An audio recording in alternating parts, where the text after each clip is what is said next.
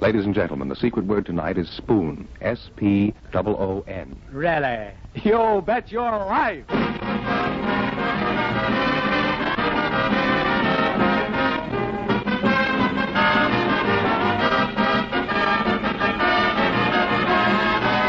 The DeSoto Plymouth Dealers of America present Groucho Marx in You Bet Your Life, the comedy quiz series produced and transcribed from Hollywood.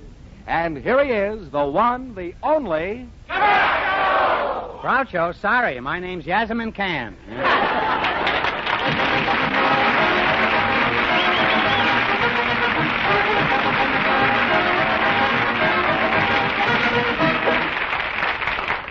Thank you. Well, here I am again with $1,000 for one of our couples tonight. George Fenneman, who gets first whack at it? Just before we went on the air, our studio audience selected a bouncer from a dance hall and an accountant.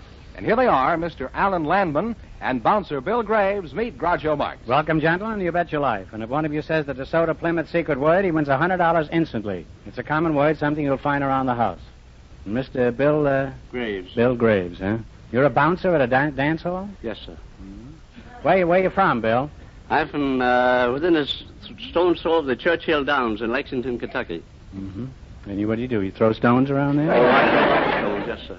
Bookkeeper, Alan Landman? Yes, sir. I'll just call you Bookie, huh? No, I'm not a bookie. You're not a bookie, huh? But I better call you bookkeeper, is that right? No, that's not right either. I'm an accountant.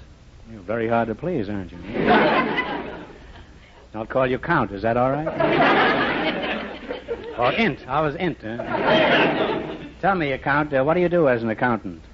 Oh, I make income tax returns out for people, give them general advice on their financial statements, and audit their books. You keep books, then I'll just call you Bookie, huh? And if you get raided, don't come running to me. Huh? Where are you from, Bookie? I was born within a stone's throw of the Fulton Fish Market in New York.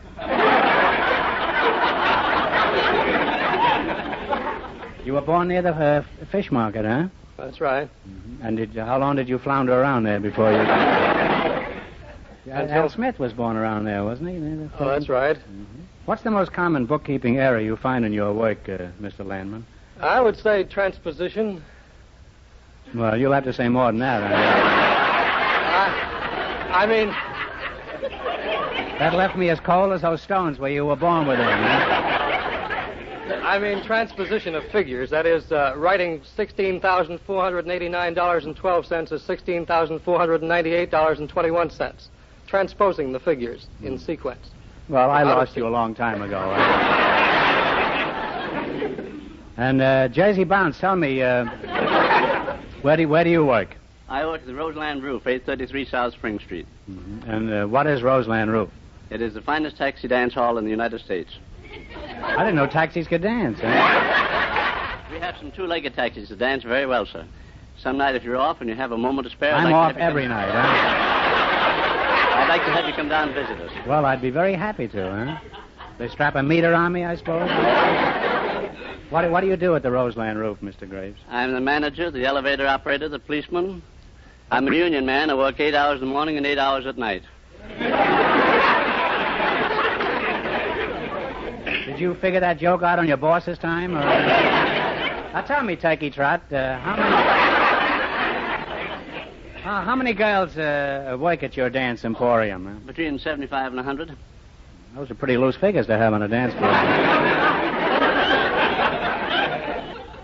You handle figures too, don't you, Alan? Yes, sir. Mm-hmm. The figures you handle don't lie, I take it, huh? Oh, I wouldn't say that.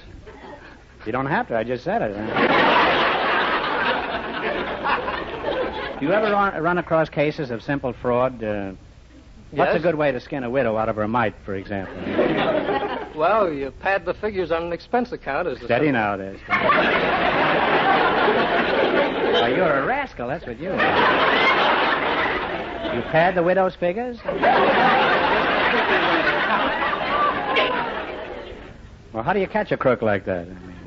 Oh, you just use your logic. For example, if a guy submitted an expense account showing that he was in the Sahara Desert and that he entertained some people at a nightclub there for $187.50, you would... Is there a nightclub in the Sahara Desert? Not that I know of. You mean this widow can only get cheated in the Sahara Desert? She gets choose her own site. You mean it would take a lot of sand to skin her, huh? Now, tell me, does anything exciting ever happen to an accountant? Well, something exciting happened to me once. I got into an airplane conducting 5 wooden packing cases that looked as if they might have contained cans of beans, and they actually had $1 million in cold, hard American cash. And did you have a gun with you? Yes, I did. I was in the Army as a dispersing officer, and I had a .45 strapped to my side. Have you ever had anything else strapped to your side? Some mustard plaster.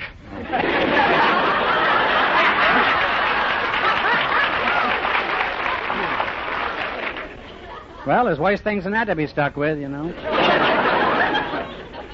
Now, tell me, Bouncer, in your job, does anything unusual ever happen? Oh, not a great deal. How much do you charge for a dance at your... 12 cents a minute. Why are your dances only a minute long? Well, we can give the people more for the money and give them more dancing. That's a fairly shifty answer there. I'm a Scotsman. You get a faster turnover, is that it? Faster turnover, is it? Yes, sir. They must turn over like a propeller in your place. Now, do these people pop in just to dance for 1 minute? Or... Some come in and sit around night after night, and all they do is dance the free dancers. What night are the free dances? What do they talk about, the ones that don't dance? Have you any they talk notion about general subjects, not what you think. How do you know what I'm thinking? How many fights do you have to stop in a night on an average? Since I've been with Roseland for the last 20 years, we've never had a fight in the place. Now, what do they do, go out in the alley and slug each other? I worked at a place one time where we had to close on Sundays to pump the blood out of the cellar.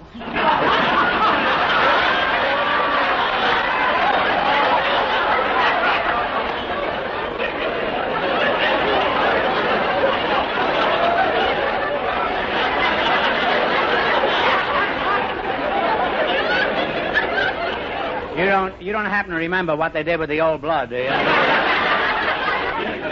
Well, you two make an extremely interesting couple, and we're happy to have you with us tonight. You're both experts on figures. Now, in just 1 minute, you're going to try for the DeSoto Plymouth $1,000 question.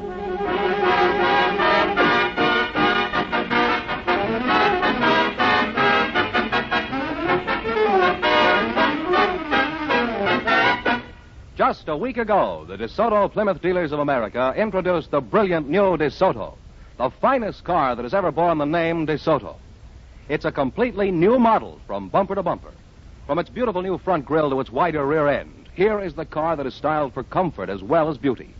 Every detail, from DeSoto's rear window, which was made bigger and lower to provide greater visibility, to its smartly styled new steering wheel, from its bigger, softer pedal action brakes, to its beautiful new fenders that permit easier changing of tires, here truly is a new car in every sense of the word. A car bringing you richness of line that your family will boast of for many months to come. Economy of operation that your pocketbook will appreciate. Drive this great new DeSoto just once, and you'll thrill to it as thousands already have. Your DeSoto Plymouth dealer will arrange to have you drive it at your convenience.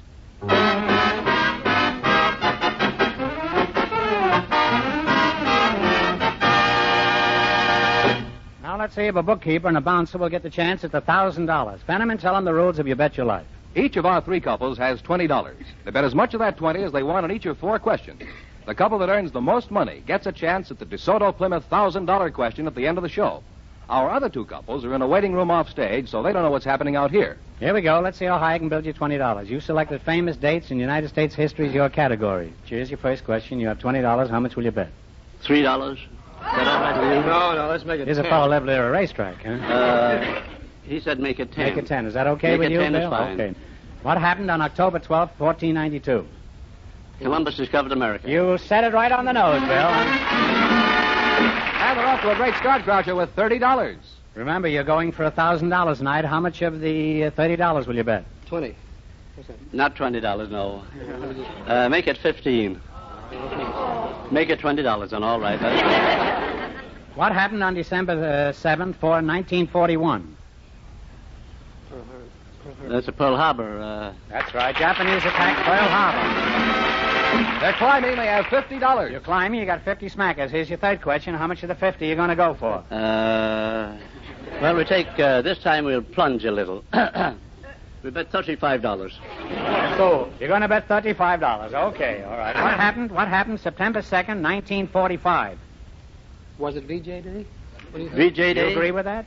Yes, You agree I do. with that? Well, that's right.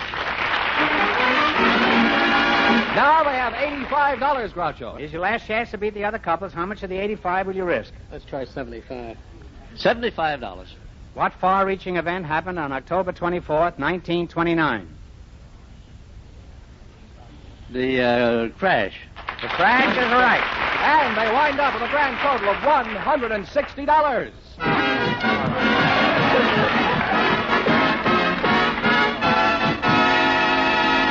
Thanks and good luck from the DeSoto Plymouth dealers. Now, don't run away. You still might be high tonight and get a crack at the big question. Groucho, the secret word is still spoon. I know that, George. Perhaps our next couple will say it, too.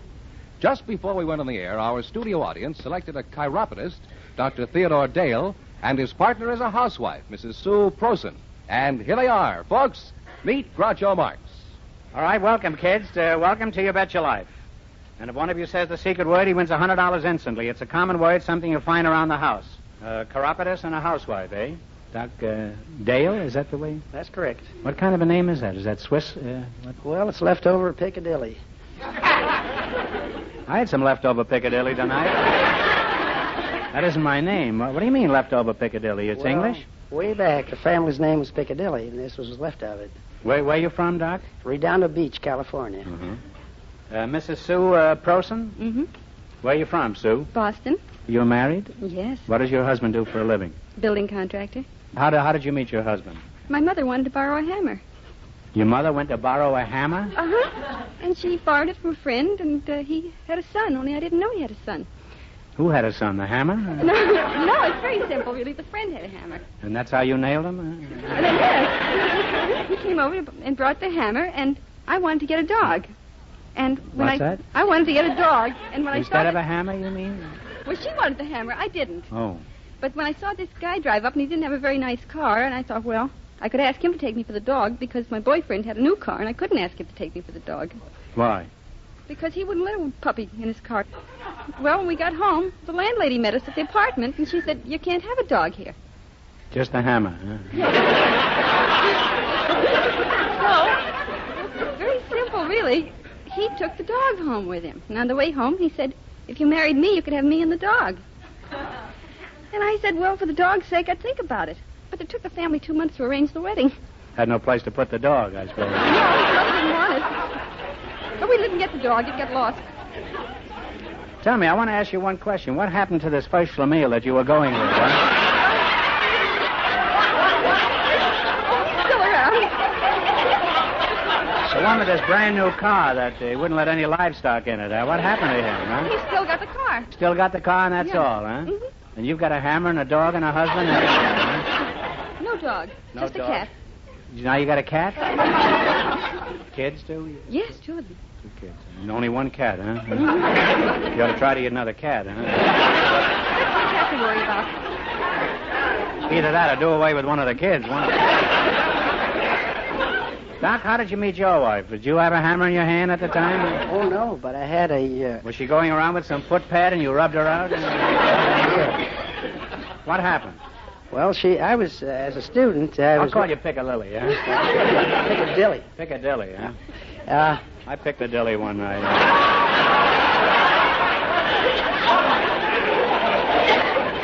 Well, anyway. I was a student at the foot clinics of New York, and my wife was a patient. And she was kind of cute at the time, and She'll appreciate the way you qualified that compliment. well, I suggested that, being that she had so much trouble with her feet... Did you write her any footnotes? Or... No. And out of that time... Well, up to this time, you'd just seen her feet, is that right? That's right. Maybe that's the way it should be. Most fellas, they go around looking at a girl's face, you know. Maybe should they examine their feet, because in most cases, their feet are not made up. You know what you're getting, anyway.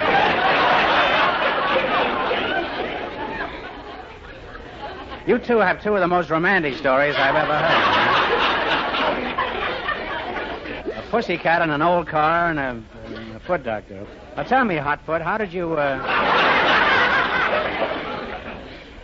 you happen to become a chiropodist? Were you at the foot of your class in school, or? Well, I started at foot and thought in this profession I might work my way up. Mm-hmm. You were eventually going to become a dentist, is that?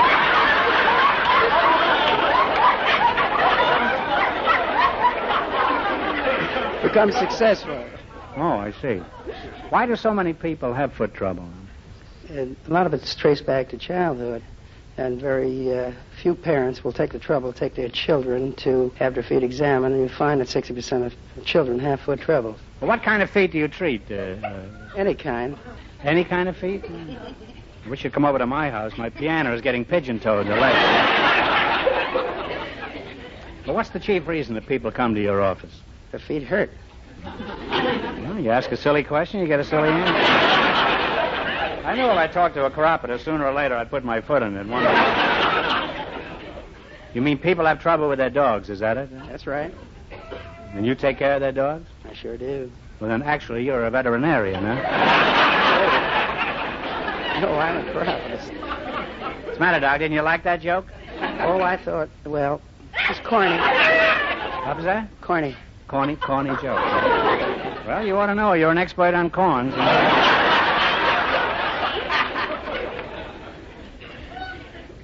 What are the most common foot ailments? Well, the most common we'd say would be halome mole, halome durum, and hallux Hello, my valgus. Molly, huh? Hello, my Molly. Hello, my daddy.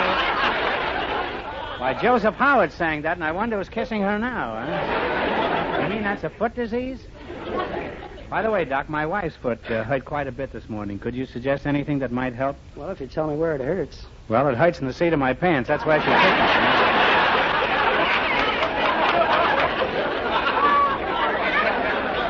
I tricked you into that one. Well, you made a very interesting and instructive team, and we enjoyed having you here. Now, you're going to have a chance to make money hand over foot, Doc. You're going to play You Bet Your Life. All you got to do is run your $20 into more than the other couples, and you get a chance at the DeSoto Plymouth $1,000 question later on. Fenneman's offstage to remind our listeners how much the first couple won. The accountant and the ballroom bouncer won $160. Here we go. Let's see how high I can build you $20. You selected bowl games, B-O-W-L. Now, you got $20. How much you going to try? 10. Talk right up into the microphones. Because over 300 people are listening here tonight. All right. In what city is the Sugar Bowl game played? Sugar Bowl, New Orleans. In New Orleans is right. And they're on their way with $30, Groucho. See how easy it is? Now you got $30. Remember, you're going for $1,000 tonight. Now, how much of the 30 are you going to risk? 20. Where is the Orange Bowl game played? Miami, Florida. Miami is right. And now they have $50. Now you got 50. Here's your third question. How much of the 50 are you going to try? 30. $30. In what city is the Shrine East-West game played? San Francisco. San Francisco is on the nose. They're climbing now. They have $80. All right, you're steaming right ahead now. Here's your last chance to beat the other couples. How much of the 80 are you going to risk? Talk up. Talk right up. Into the microphone. She wants to bet 60. She wants to bet 60, and how much do you want to bet? I'd rather bet the whole 80. You would, huh? Okay. You want to go whole hog? You're going for $80. In what island city is the Pineapple Bowl played? And Honolulu, Hawaii. Honolulu is right. And they wind up with $160.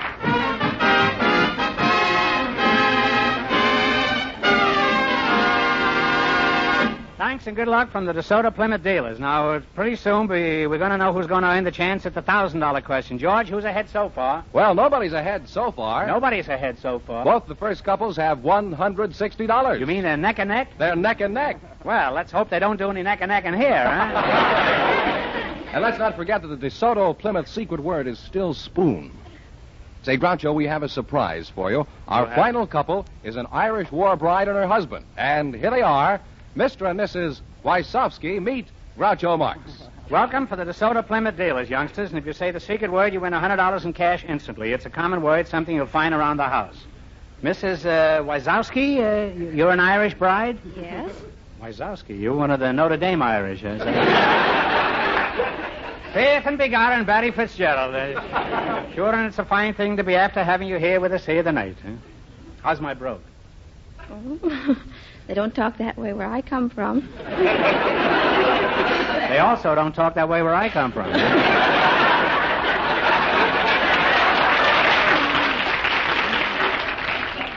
Well, I must admit my brogue's a little rusty. Last night I had an Irish stew and somebody dropped a hot tamale in it. Joe Wysowski, huh? That's right. What sort of work do you do, Joe? I'm a mechanic with Lockheed Aircraft.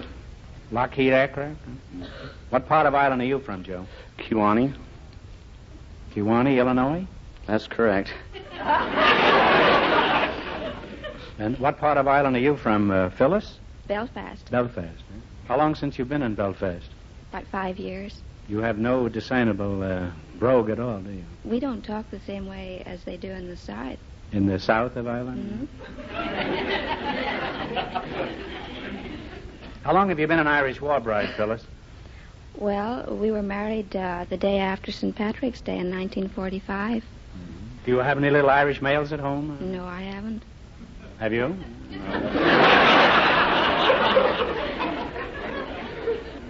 Joe, me lad, how long have you been married? I got married when Phyllis did. What were you doing in Ireland?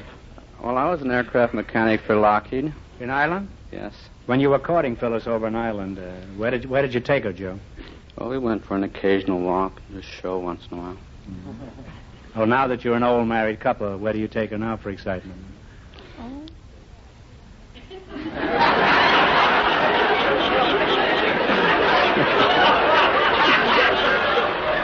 I think that's the look that won her, huh? That was a real Barry Fitzgerald look, wasn't it? Where do you take her now that you're married, Joe? Don't sneak out of this. I want an answer here. Well, we still go for the occasional walk and the show once in a while. Say, you're in a rut, aren't you?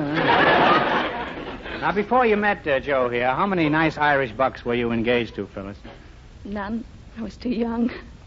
In Ireland, the girls don't get engaged, I suppose, until they're around 23, 24. Eh? That's right. And how long do the engagements usually last? Oh, about 3 or 4 years. Takes 4 years for a boy and girl to get acquainted in Ireland? It's obvious they don't have drive-in theaters over there. Over here, they have 10-minute intermissions at the drive-in so the kids can get married.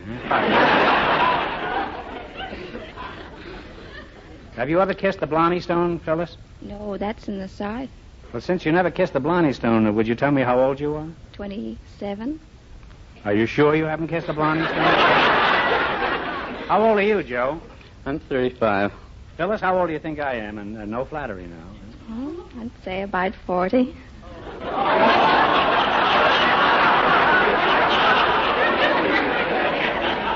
Are you sure there's no Blarney Stone in the north of Ireland? If you were a pinball machine right now, you'd light up and say tilt. Joe, you look a little more practical. How old do you think I am? Oh, I'd say you're going on 50. No, I'm going on penicillin.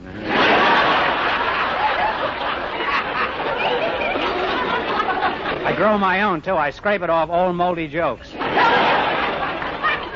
Well, you each made a pretty close guess, 40 and 50. That's 90. That's about right.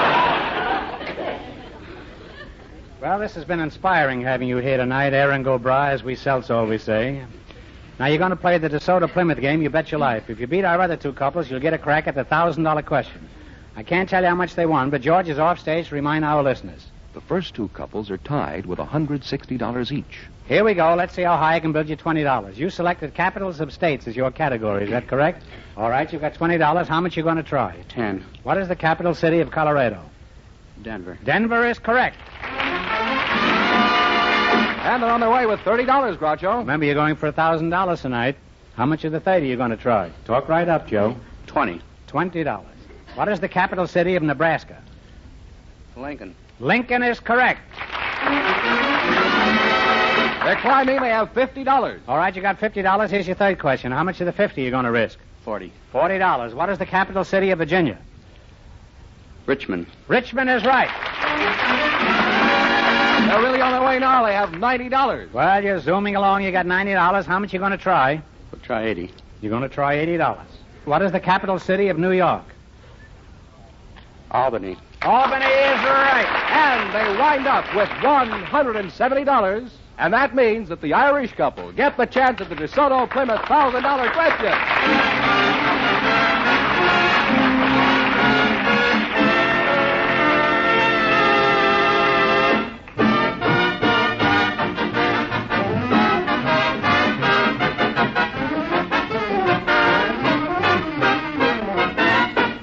It's new. It's beautifully new. It's packed with value and ready to prove it. Yes, that's the beautiful new Plymouth. Now, more than ever, the car that likes to be compared. Drive it. Give it the toughest test you can think of, uphill and through traffic. Let your DeSoto Plymouth dealer arrange a demonstration ride tomorrow. Then compare. Compare the value in this beautifully new Plymouth with that in other leading low-priced cars. Check the convenience of Plymouth's ignition key starting, the lively power of the high-compression engine, the soft velvet stops of Safeguard hydraulic brakes, the protection of safety rim wheels, and many other exclusive Plymouth features. Yes, check and compare. For beauty, for room, for riding comfort. Now, more than ever, the new Plymouth is the car that likes to be compared. The car that's packed with value and ready to prove it. This beautiful new Plymouth, the American beauty, is on display at all authorized DeSoto Plymouth dealers.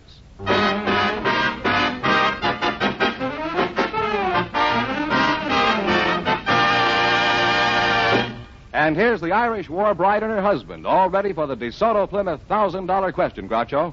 All right, here we go for $1,000. Ready? I'll give you 15 seconds to decide on one single answer between you, so think carefully and please, no help from the audience. Here it is. The Star-Spangled Banner was written in 1814 and became our official national anthem in 1931. Before the Star-Spangled Banner was written, what song was considered the national anthem of the United States?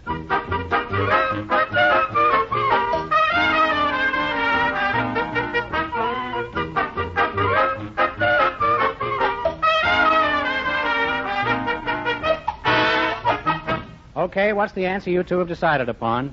I'm afraid I can't answer it. I'm sorry. The correct answer is Hail Columbia. So that means the big question next week will be worth $1,500. Well, you lost the big money, but you won $170 in the quiz. Congratulations and thanks to both of you.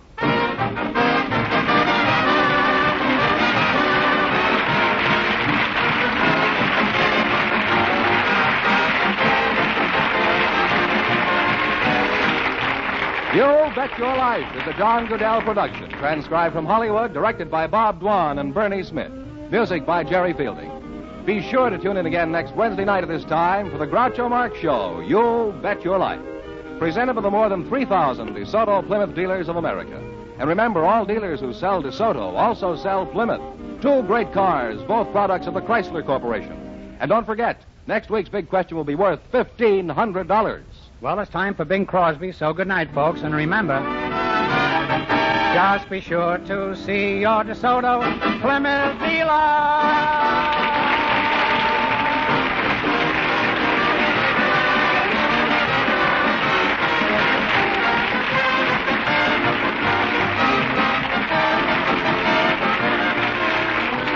Here's a tip from the National Safety Council. It's good to be on time, but it's better to be safe. This is George Fenneman signing off for the more than 3,000 DeSoto Plymouth dealers from coast to coast.